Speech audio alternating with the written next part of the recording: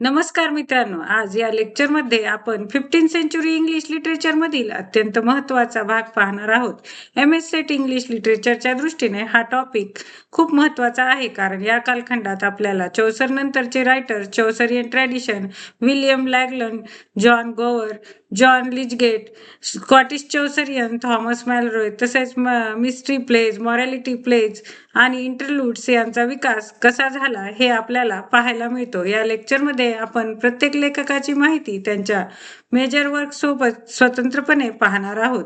शेवटी आपण 15 सेंचुरीमध्ये झालेल्या printing revolution, wars of roses, renaissance आणि इंग्लिश ड्रामाच्या डेव्हलपमेंटकडेही आपण जाणार आहोत. सर्वप्रथम पाहूया विल्यम लॅगलंड यांचा जन्म 1332 मध्ये, मृत्यू साधारण 1386 मध्ये झाला असे मानले जाते. लॅगलंड हे एकीकडे रिफॉर्मर म्हणजे सुधारक करणारे लेखक होते, पण त्याच वेळी ते पायस कॅथोलिक म्हणजे श्रद्धाळू कॅथोलिक देखील होते. त्यांचे सर्वात प्रसिद्ध आणि महत्त्वाचे वर्क म्हणजेच द विजन ऑफ पियर्स फ्लॉमॅन हे वर्क केवळ धार्मिक किंवा साहित्यिक महत्त्वाचे नाही, तर त्यातून त्या काळातील सोशल इकॉनॉमिक कंडिशन्स यांचीही आपल्याला माहिती मिळते.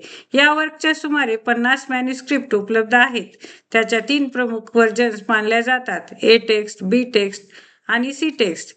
लिगलंड हे अलिटरेटिव्ह रिवायवलचे महत्त्वाचे प्रतिनिधी आहेत. त्यांची पोएट्री नोबल, लोफ्टी, इमॅजिनेटिव्ह आहे. आता लॅगलंड यांच्या मास्टरपीसकडे आपण वळूया. द विजन ऑफ पियर्स फ्लॉमॅन हे एक ड्रीम विजन पोयम आहे. याचे 2 मुख्य भाग आहेत, विशो आणि विटा. या पोयम मधील प्रत्येक सेक्शनला पासस असे म्हणतात. पासस या लॅटिन शब्दाचा अर्थ आहे स्टेप्स.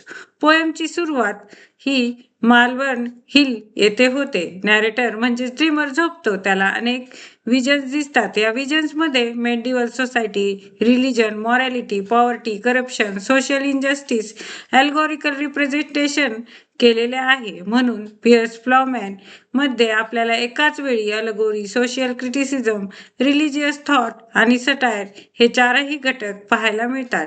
ड्रीमरला एक मोठे फील्ड दिसते. या फील्ड मध्ये विविध प्रकारचे लोक आहेत. एका बाजूला टॉवर ऑफ ट्रूथ आहे, दुसऱ्या बाजूला डंजन ऑफ रॉंग हे आहे. यातून ट्रूथ आणि रॉंग यांच्यामधील मॉरल कॉन्फ्लिक्ट दाखवला आहे. या पोयम मध्ये पियर्स द प्लॉमॅन हा महत्वाचा फिगर आहे. पियर्स हा नॅरेटरच्या सर्च फॉर ट्रूथ मध्ये गाईड म्हणून काम करतो. याशिवाय 3 महत्वाचे कन्सेप्ट म्हणजेच डॉवेल म्हणजेच डू वेल, डोबेट म्हणजेच डू बेटर आणि डो बेस्ट म्हणजेच डू बेस्ट हे मॉरल आणि स्पिरिच्युअल प्रोग्रेसचे स्टेजेस आहेत. पियर्सच्या ॲक्शन्स ची तुलना ख्रिस्त आणि द पॅशन ऑफ ख्रिस्टशी केली आहे. म्हणून पियर्स फ्लॉमॅन हे मेडिव्हल सोसायटीचे केवळ चित्रण नसून रिलिजियस, मॉरल आणि सोशल अल्गोरी आहे. जॉन गवर यांचा काळ 1330 ते 1408 ते जोफ्रे चौसर चे कंटेम्पररी म्हणजे समकालीन होते. गवर यांनी सोशल आणि पॉलिटिकल दृष्टिकोनातून अरिस्टोक्रॅटिक सिम्पथेज होती. ते पिझंट्स आणि रिबेल्स सिम्पथेटिक नव्हते. त्यांना रायटिंगमध्ये डायडॅक्टिक आणि मॉरल इंटेन्शन स्पष्टपणे दिसून येतो. एक महत्त्वाची गोष्ट म्हणजे गवर यांनी 3 भाषांमध्ये रायटिंग केले: फ्रेंच, लॅटिन आणि इंग्लिश. त्यांनी 3 प्रमुख त्यांच्या त्या भाषेतील म्हणजेच स्पेक्युलम मेडिटेंटिस हे फ्रेंच भाषेतील, वॉक्स क्लेमेंटिस हे लॅटिन भाषेतील व कन्फेसिओ ॲमेंटिस हे इंग्लिश भाषेत आहे. स्पेक्युलम मेडिटेंटिस हे फ्रेंच मध्ये लिहिलेले वर्क आहे. याचा अर्थ साधारण the mirror of one meditating असा होतो. दुसरे वर्क म्हणजेच वॉक्स क्लेमेंटिस म्हणजेच the voice of one crying in the wilderness.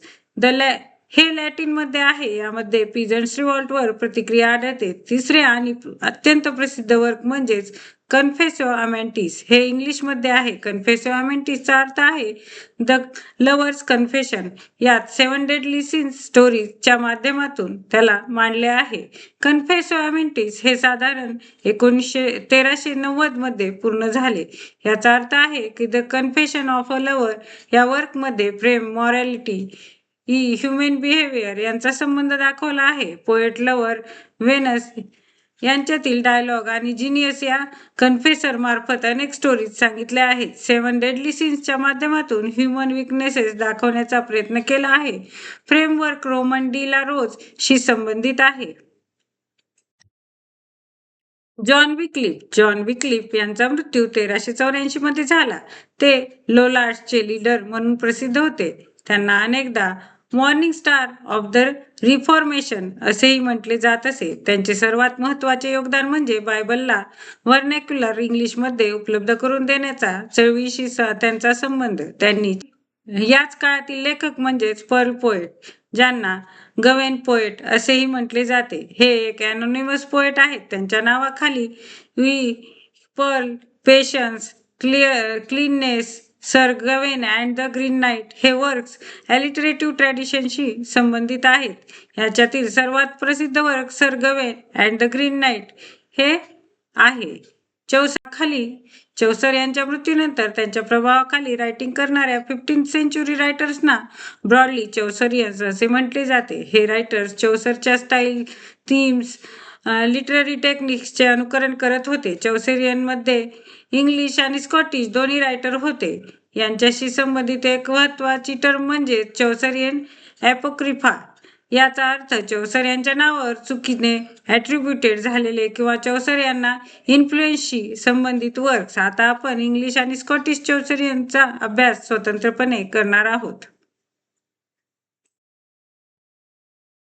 English चौसरियन्समध्ये काही महत्त्वाची नावे आहेत. ती म्हणजे John Lydgate, Thomas Hoccleve, George Ashby, Henry Bradshaw, George Ripley आणि थॉमस नॉर्टन. यांच्यापैकी आजच्या लेक्चरसाठी सर्वात महत्त्वाचे नाव म्हणजे जॉन लिचगेट हे चौसरचे प्रसिद्ध डिसिपल आणि इमिटेटर होते. त्यांचा काळ साधारणपणे 1370 ते 1449. त्यांच्या प्रमुख वर्क्स म्हणजे the story of Thebes, the book of Troy, fall of princes, the temple of glass आणि the complaint of the black knight. Lydgate यांनी चौसरकडून इन्स्पिरेशन घेतले, परंतु चौसरसारखी रिदम, मेलोडी, आर्टिस्टिक प्रोपोर्शन त्यांना साधता आली नाही, असे लिटररी क्रिटिक्स मानतात. आता इंग्लिश चौसरियन नंतर आपण स्कॉटिश चौसरियनकडे वळणार आहोत. 15th सेंचुरी हा स्कॉटिश पोएट्रीच्या इतिहासातील गोल्डन एज म्हणून मानला जातो. या परंपरेतील 3 महत्त्वाची नावे म्हणजेच किंग जेम्स फर्स्ट, रॉबर्ट हेनरिसन आणि विल्यम डनबर. हे रायटर चौसरियन इन्फ्लुएन्स स्वीकारतात, पण त्यामध्ये स्कॉटिश नॅशनलिझम आणि लोकल लिटररी ट्रॅडिशन देखील आणतात. किंग जेम्स फर्स्टचा काळ 1394 ते 1437. त्यांचे प्रसिद्ध वर्क म्हणजे द नाईट्स अँड क्वायर म्हणजे द किंग्ज बुक. हे एक ड्रीम अल्गोरी आहे. यामध्ये कडली लव्ह, पोएट्री आणि पर्सनल एक्सपिरियन्स यांचा सुंदर मिलाप आहे. हे वर्क चौसरच्या द नाईट्स टेल पासून इन्फ्लुएन्स्ड आहे. किंग जेम्स फर्स्ट यांच्या कॅप्टिव्हिटीच्या अनुभवाचा प्रभाव या वर्कवर दिसतो. रॉबर्ट हेनरिसन हे स्कॉटिश चौसरियनच्या दुसऱ्या फेजमधील महत्त्वाचे लेखक. त्यांचा काळ 1425 ते 1506. यांच्या 2 प्रमुख वर्क्स म्हणजे द मॉरल ऑफ ईसॉप आणि द टेस्टामेंट ऑफ क्रेसिड. विशेषतः द टेस्टामेंट ऑफ क्रेसिड हे चौसरच्या ट्रॉयलस अँड क्रेसिड चे क्रिटिकल रिरायटिंग म्हणून पाहिले जाते. हेनरिसन यांनी लिटरली इमिटेशन पलीकडे जाऊन स्कॉटिश नॅशनलिझम त्यांच्या वर्क्समध्ये आणले. विल्यम डनबर हे स्कॉटिश चौसरियन मधील सर्वात प्रसिद्ध नावांपैकी एक आहे. त्यांचा काळ साधारणतः 1460 ते 1520. त्यांना कधीकधी the Burns of the 15th century असेही संबोधले जाते. त्यांच्या प्रमुख वर्क्स ह्या the golden targe, the thistle and the rose, two married women and the widow, the treatise. Dunbar यांच्या पोएट्रीमध्ये अल्गोरी, सटायर आणि चौसरियन इन्फ्लुएन्स यांचा आपल्याला प्रभाव दिसतो. आता आपण 15th सेंचुरीचा हिस्टॉरिकल बॅकग्राऊंड पाहणार आहोत. या काळात इंग्लिश हिस्ट्री मधील अत्यंत वोलाटाईल आणि ट्रान्झिशनल पिरियड हा होता. फ्रेंच इन्फ्लुएन्स कमी झाला आणि इंग्लिश लँग्वेजचा रिवायवल झाला, नॅशनॅलिझम वाढला, 100 इयर्स वॉर समाप्त झाली. त्यानंतर इंग्लंडमध्ये वॉर्स ऑफ रोजेस झाले. याच काळात मिडल क्लासचा विकास, ट्रेड आणि इंडस्ट्री यामध्ये वाढ झाली. आणि सर्वात महत्त्वाची घटना म्हणजे प्रिंटिंग प्रेसचा प्रसार. यामुळे लिटरसी, एज्युकेशन, व्हर्नॅक्युलर लिटरेचर यांना मोठी चालना मिळाली. प्रिंटिंग टेक्नॉलॉजीमुळे बुक्स अधिक प्रमाणात उपलब्ध होऊ लागले. आता आपण 15th सेंचुरीमध्ये पॉप्युलर आणि फोक ट्रॅडिशनमध्ये बॅलडचा विकास आणि प्रसार कसा झाला ते आपण पाहणार आहोत. बॅलड म्हणजेच साधारणपणे नॅरेटिव्ह पोएम म्हणजेच एखादी कथा सांगणारी कविता. बॅलड प्रामुख्याने ओरल ट्रॅडिशनमधून प्रसारित झाल्या, म्हणून अनेक ट्रॅडिशनल बॅलड ह्याचे ऑथर्स आपल्याला माहीत नाहीत.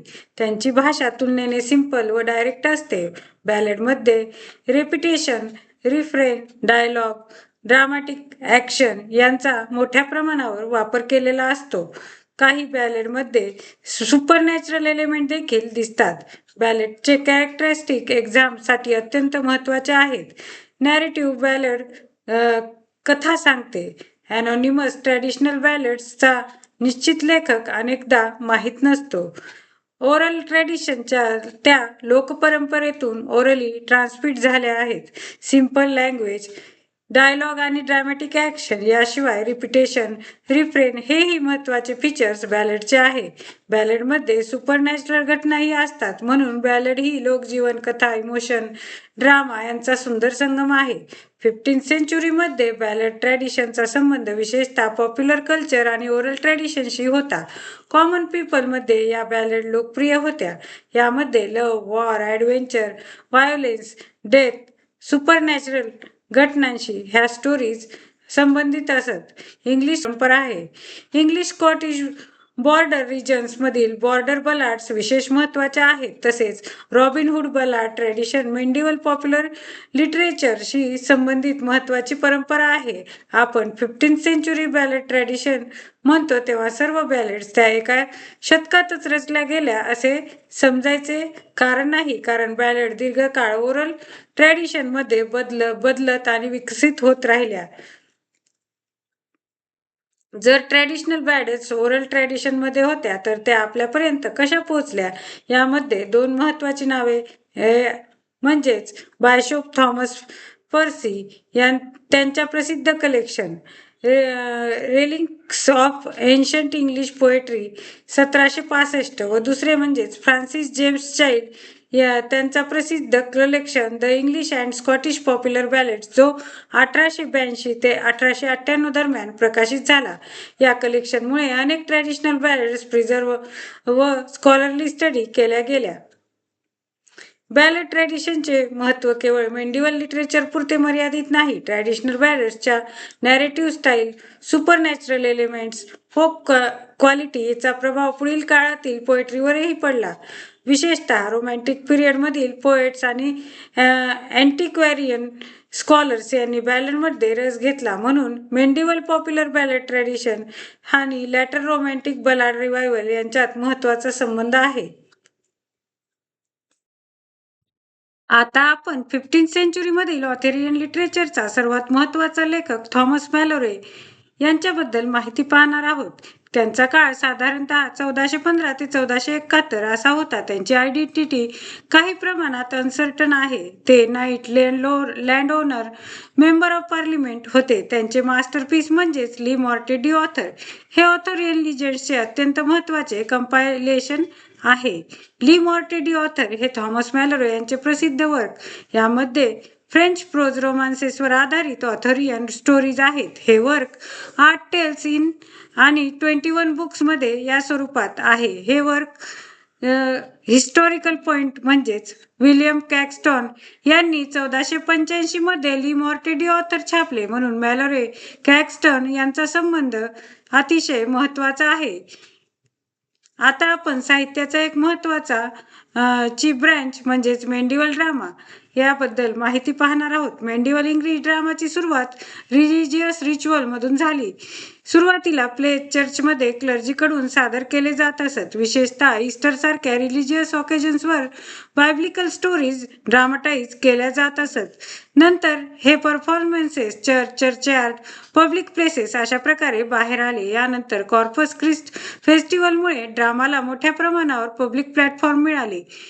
मिस्ट्री प्लेज किंवा कॉर्पस क्रिस्ट सायकल हे मेंडिवल रिलिजियस ड्रामाचे अत्यंत महत्त्वाचे प्रकार आहे. लेट 14th सेंचुरी पासून मिस्ट्री अँड मॉरॅलिटी प्लेज हे लोकप्रिय झाले. मिस्ट्री प्लेज मध्ये बायबल मधील मेजर इव्हेंट्स ड्रामाटाईज केले जातात. उदाहरणार्थ creation, fall, redemption, last judgement या प्लेजचे प्रमुख सायकल्स आहेत. York cycle, Chester cycle, Wakefield cycle आणि ईस्ट एंजिया आहे. या मिस्ट्री सायकल मध्ये वेकफिल्ड किंवा टॉनले सायकल हे विशेष महत्वाचे आहे. हे इतर सायकल्सच्या तुलनेत अधिक फ्री आणि लेस रिलिजियस इन स्पिरिट होते, त्यामुळे ते अधिक ड्रामाटिक वाटते. यातील प्रसिद्ध प्ले म्हणजे द सेकंड शेपर्ड्स प्ले. हा प्ले वेकफिल्ड मास्टरशी संबंधित आहे.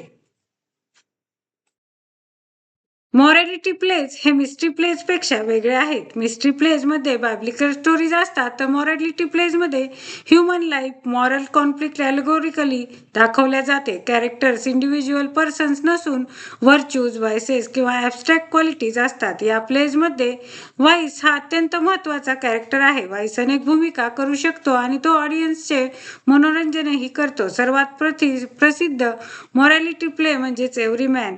इतर महत्त्वाची वर्क्स म्हणजे the castle of perseverance, wisdom, mankind. Everyman हे सर्वात प्रसिद्ध इंग्लिश मॉरॅलिटी प्लेपैकी एक आहे. एव्हरीमॅन म्हणजेच एका स्पेसिफिक व्यक्तीचे नाव नसून संपूर्ण मानवजातीचे प्रतिनिधित्व करणारा कॅरेक्टर. या प्लेमध्ये मनुष्याच्या मृत्यूचा आणि साल्वेशनचा प्रश्न मांडला आहे. मृत्यूच्या वेळी संपत्ती, मित्र, वर्ल्डली प्लेजर्स यापेक्षा मॉरल ड्रीम्स महत्त्वाच्या असतात. म्हणून एव्हरीमॅन इक्वल्स टू मॉरॅलिटी प्ले हा कनेक्शन नक्की लक्षात ठेवला पाहिजे. मॉरॅलिटी प्लेच्या पुढील डेव्हलपमेंटमधून इंटरल्यूड निर्माण झाले. इंटरल्यूड हे तुलनेने शॉर्ट, एंटरटेनिंग, ॲल्गोरिकल आणि समटाईम्स फार्सिकल पीसेस होते. त्यांचा उद्देश इन्स्ट्रक्शनपेक्षा एंटरटेनमेंटकडे अधिक झुकलेला होता. हेनरी VIII काळात इंटरल्यूड्सला पॅट्रोनेज मिळाले, त्यामुळे ते पुढील रेग्युलर इंग्लिश ड्रामाचे फॉररनर ठरले. यातील महत्त्वाचे नाव म्हणजे जॉन हेवूड. त्यांचे प्रसिद्ध वर्क द 4 PP यामध्ये पाल्मर, पॅडलर, पार्टनर आणि पथकरी ही कॅरेक्टर्स आहेत. Oxford reformers. आता आपण रेनिसन्सच्या सुरुवातीशी संबंधित ऑक्सफर्ड रिफॉर्मर्स यांची माहिती पाहणार आहोत. John Colet, Desiderius Erasmus, Sir Thomas More, Grocyn आणि लिनॅक्ली यांचा समावेश होतो. यांनी ह्युमॅनिझम आणि न्यू लर्निंगच्या प्रसाराला मदत केली. इरॅस्मस यांनी इंग्लंडला भेट दिली आणि ऑक्सफर्डमधील स्कॉलरशी संबंध प्रस्थापित केले.